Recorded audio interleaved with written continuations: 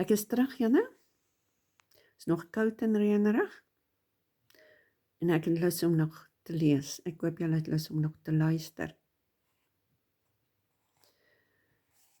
And so Gautama wandered into the town to obtain alms, and the two Samanas recognized him only by his complete peacefulness of demeanor, by the stillness of his form, in which there was no seeking, no will, no counterfeit, no effort, only light and peace.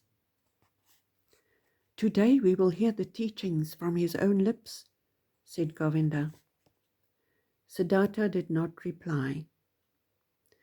He was not very curious about the teachings. He did not think they would teach him anything new. He, as well as Govinda, had heard the substance of the Buddha's teachings, if only from second and third-hand reports.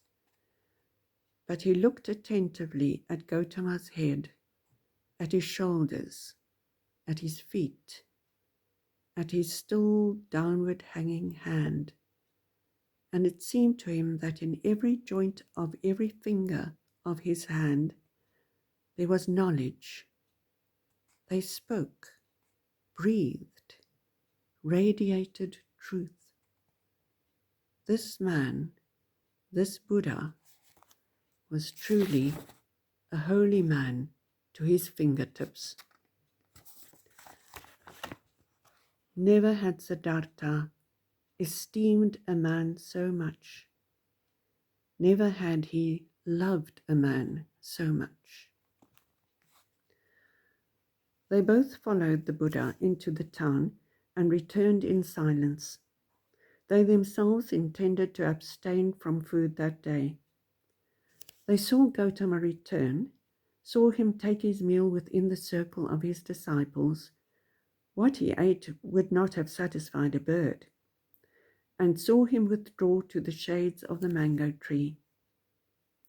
In the evening, however, when the heat abated and everyone in the camp was alert and gathered together, they heard the Buddha preach. They heard his voice, and this also was perfect, quiet, and full of peace. Gautama talked about suffering, the origin of suffering, the way to release from suffering. Life was pain.